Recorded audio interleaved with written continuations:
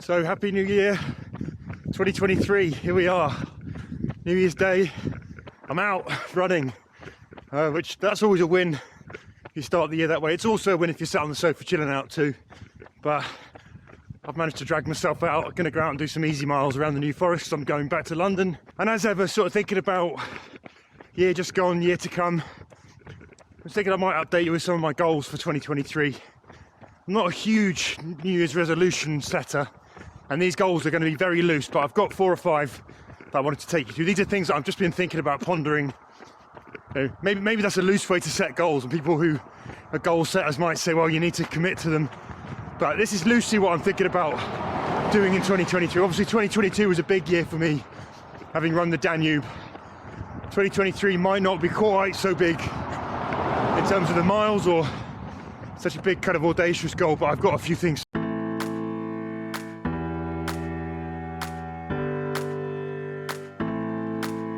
This is a biggie. I need to work on my mobility. I've been running for more than a decade, been playing football before that. My hamstrings are so tight I can't touch my own toes. Every time I step near a yoga session with anyone, which comes up quite a lot when I'm, as a journalist, you get invited to events. One of the things they often do is say, oh, we'll do a bit of running, then we'll do a bit of yoga. And then basically that's where I've kind of embarrassed myself, because I can't touch my toes, can't sit cross-legged on the floor. Range of motion is terrible. Now, as a 44-year-old, turning 45 in 2023, I figure that's something that I probably need to address sooner rather than later. That kind of range of motion, that mobility thing. Not really to improve my running as much as it is just to, give myself a better chance of being able to still be running as I kind of move into my 50s and later on, I also want to be able to tie my own shoelaces when I'm 65. So this is something I'm going to do. How I'm going to do it, I've decided. I've always found yoga very difficult when I've done sessions. It's moved too fast. I can't keep up. So I need a simple, easy access way.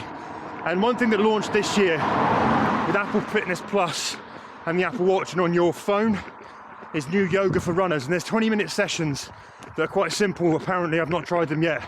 But I like that kind of easy access, something that's designed for runners. And I'm going to use this for a month to see if it can help me improve some of the key areas that I'm very kind of tin man about, So I'm going to use that as an easy access point to try out yoga, see if I can improve, see if I can build on range of motion as a starting point, stop hating yoga because I'm no good at it, and maybe, improve things a little. So that's goal number 1. Basically, be more flexible, improve my mobility.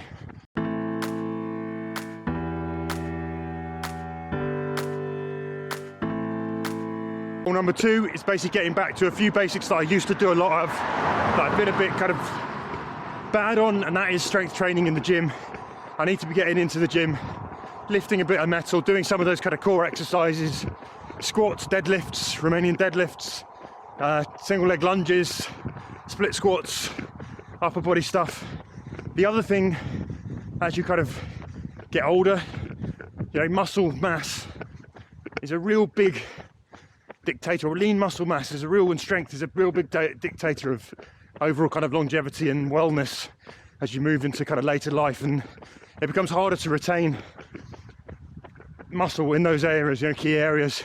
It also is a huge thing for helping to kind of maintain a good lean weight, a good kind of body composition, and I just haven't done it for with consistency for quite a while now. I used to do it 2015 before I did the MDS. I was in the gym probably more than I was running, and it's just something that I want to get back to doing as a matter of kind of habit, because I know the benefits are there. In and out of running again, it's just a huge thing. So strength training with consistency and irregularity, whatever my life will allow. That's goal number 2.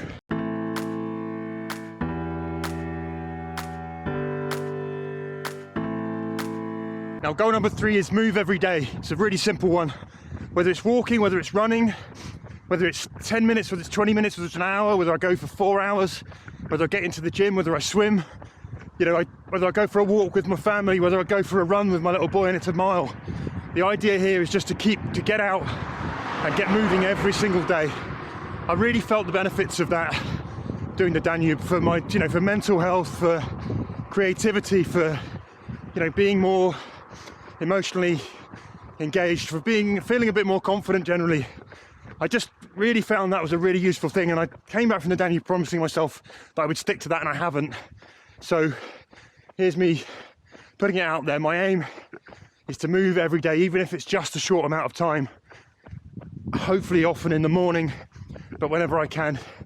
And just a commitment to do that, and also to move often throughout the day. I'm a journalist, I can often sort of do something in the morning. I'll sit at my desk all day for the rest of it, tightening up those hamstrings, not doing any favours for my mobility.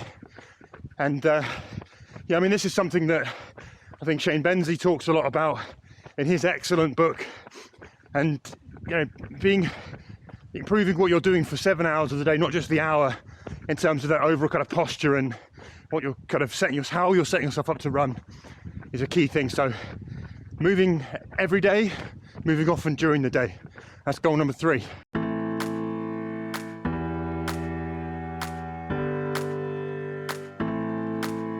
So goal number 4, now we're getting into the goals that are a little bit more running target specific and things that I want to do.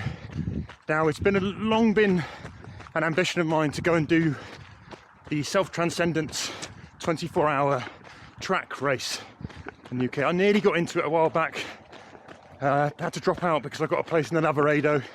Essentially what this is you're doing 24 hours of running, spinning around a 400-metre running track, and just seeing how far you can run. Now, there's so many different sort of challenges that come with this as compared to other ultras. The finish line for a start is always coming to you, because you can step off the track and the clock is always ticking. So obviously people have a target of how far they want to run. And now, well, I've thought about doing this in race conditions. I've actually recently, after coming back from the Danube, thought, actually, what I'll do is I'm going to go and do this solo. I'm going to find a track, I'm going to go and run this solo on my own, no crew, just me. And at some point during the year, that is exactly what I'm going to do. Find a track, go and see how far I can run in 24 hours running in 400-metre loops on my Jack Jones.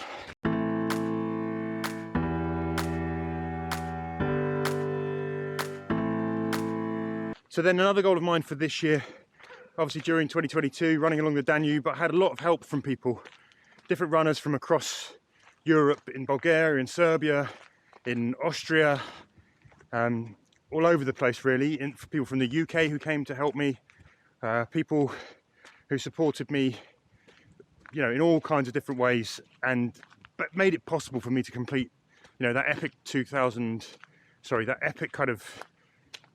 basically made it possible for me to complete that epic 1,830 mile journey along the Danube. Now, what I wanted to do was repay the kindness, so I've invited as many as I can of those runners to come over to the UK and share a local race with me here in the New Forest. The aim is if we can get as many people over as possible in September to do the New Forest Marathon or the half or the 10k. They'll come and stay with me. I'll be able to open up my home and hopefully feed them and return the favour. I might take them to a pub, and show them what the food here is like in the UK. Give them classic kind of pub grub. Just all those things. I just want to basically return the favour. They opened their homes, they opened their hearts, they sort of gave me their time to come and run with me and help me visit their country and see what was kind of there, and the hospitality was wonderful. So really this aim is to return that, just to send back some of the kindness that I received, and also to get all those wonderful people together for a special moment here in the UK. So hopefully that will come off. We're sort of looking at logistics of it right now, but that's another thing that I would like to do in 2023.